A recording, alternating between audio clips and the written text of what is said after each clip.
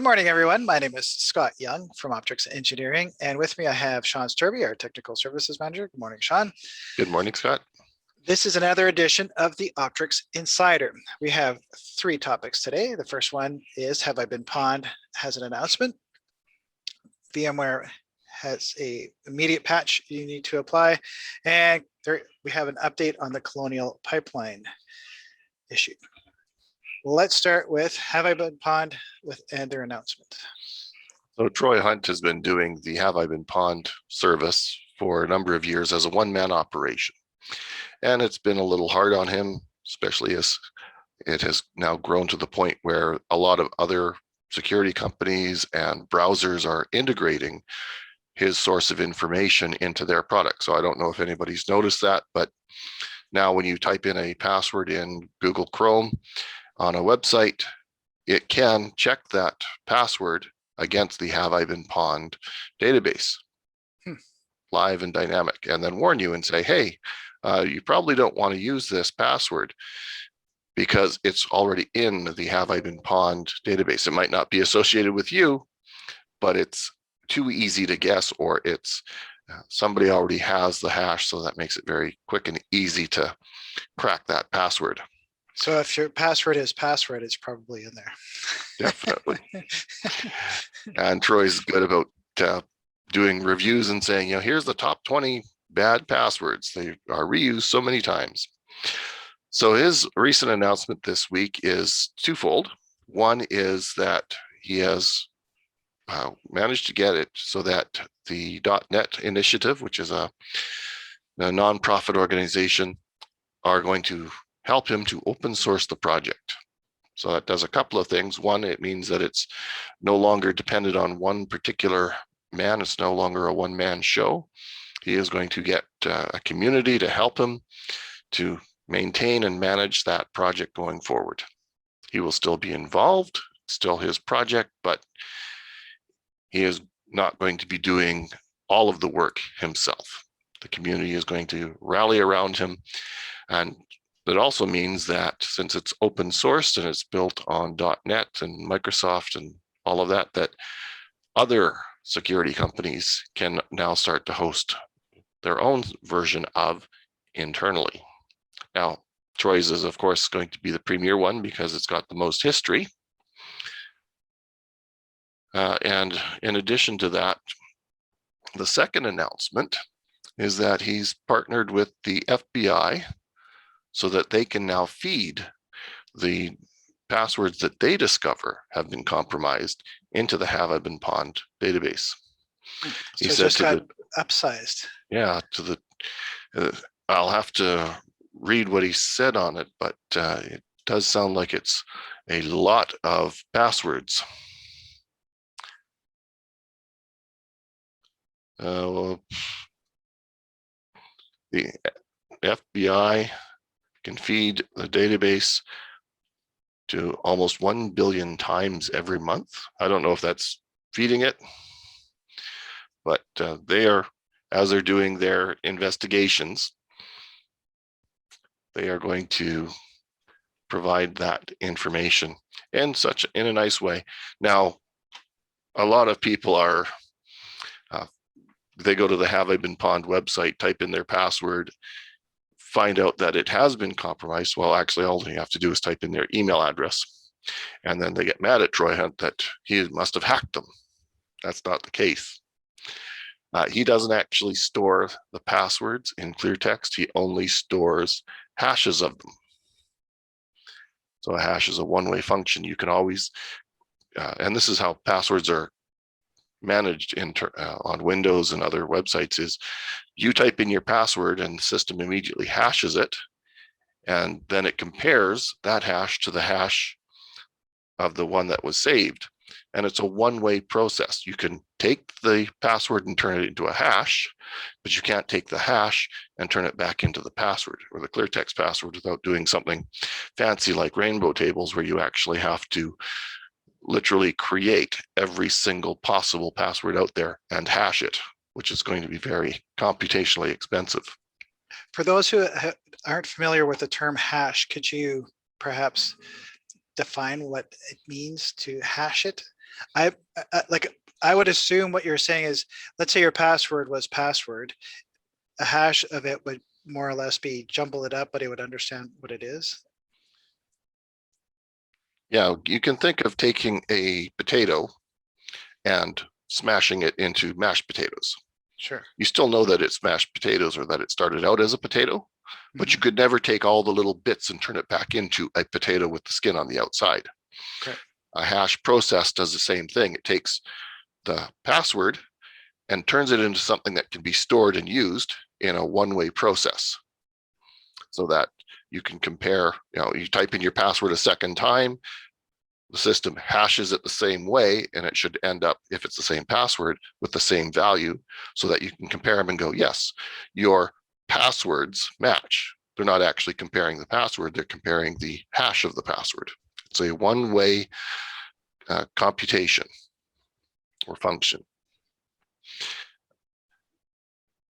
So that means that also, now that Troy has both open sourced it and is now working with the FBI, he has a community that's going to be helping him, and he's got to call out for help because now he has to get all of the FBI's information into it. So he seems like he's a very happy guy. I know he's been working on this idea for a long time to make the HaveIBeenPwned service that much better.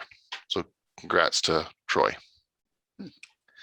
And good on him for starting this service that people are now relying on due to its quality and of information and benefit to the security community. So awesome job, Troy Hunt.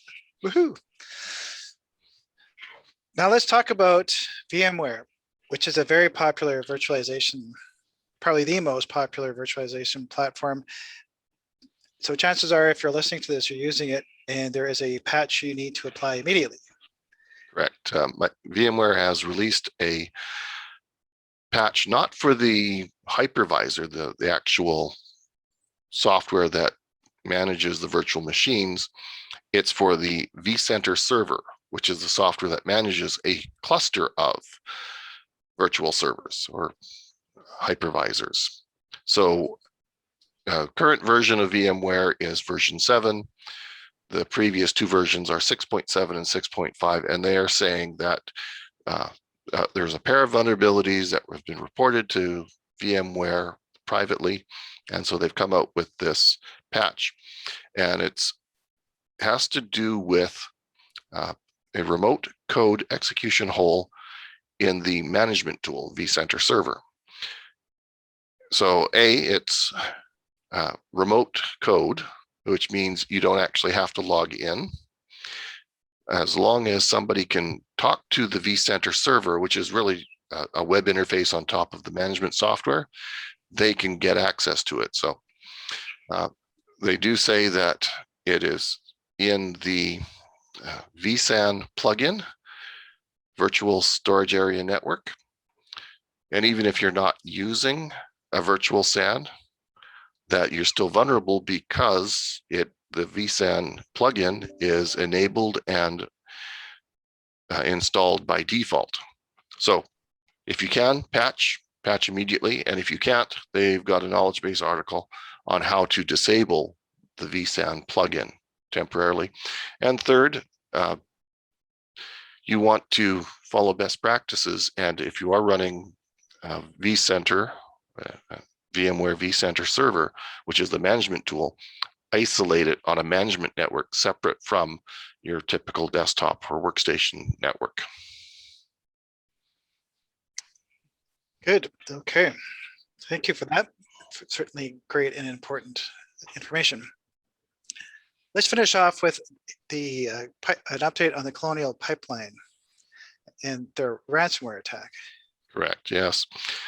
Dark Side was the group that hit Colonial Pipeline, and what this has brought to people's minds is that there's a lot of other infrastructure out there. We've been talking about the electrical infrastructure as being critical, especially when we saw what happened in Texas when the power grid went down.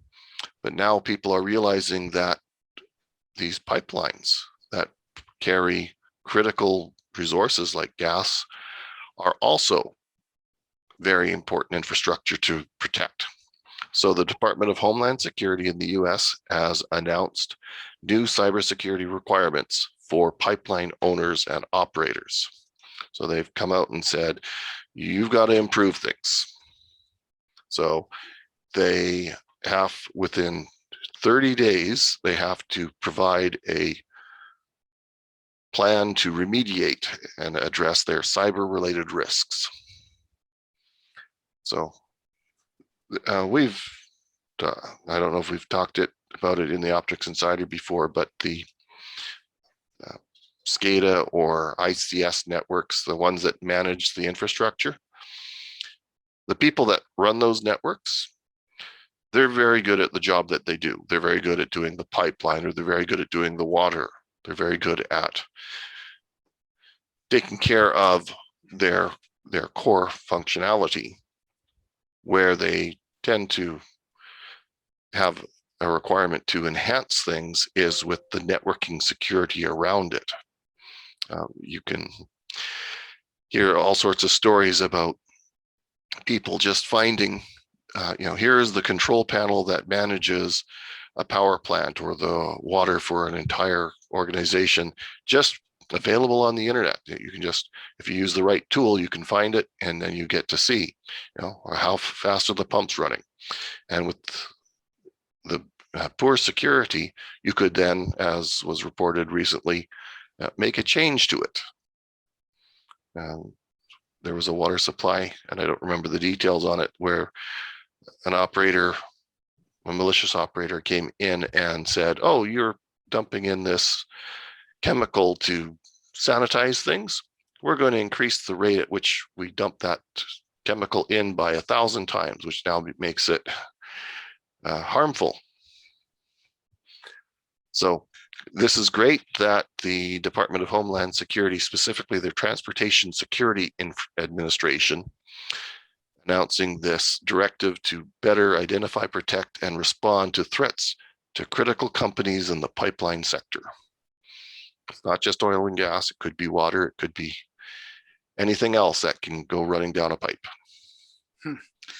Interesting. That reminded me of a couple of things. One is there's an interesting podcast I like to listen to every once in a while called Stuff You Should Know.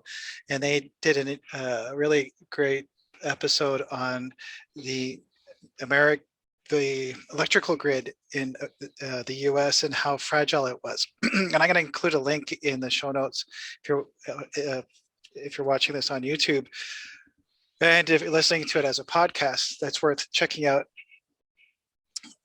And also it reminded me of, I think it was when Hawaii had a tsunami approaching them, and they had a gentleman on the news who was, I guess, part of the tsunami response unit, and they were the ones that set off the tsunami alarms or something like that. And he had the password to the system on a Post-it note, and they were interviewing him on TV, and this password was on display. Yes. So having passwords on Post-it notes, especially if you're operating a SCADA system, and maybe there's an air gap between the network and the outside world, internet, and the SCADA system itself. But if you have passwords posted all over the place and you have visitors, it's probably not a good idea. No, we've seen that so many times. Yeah. The other Colonial Pipeline update is that the organization that did the ransoming, DarkSide, they've received so much news attention and police attention, FBI attention, that they are saying that they're shutting down. They're out of that business. They didn't shut down early enough, and they were already paid $5 million as part of the ransom for Colonial. So they did all right when it comes to running their ransomware scheme, but definitely there's going to be a target on them. The FBI is going to be coming after them, or the Department of Homeland Security. So it was good that they shut down. So they're retired to a non-extradition country, perhaps. Who knows? Who knows? The world of intrigue. I think, yeah, it just shows how fragile and reliant we are on certain things that, what, 150 years ago we weren't reliant on. So anything else you'd like to add there, Sean?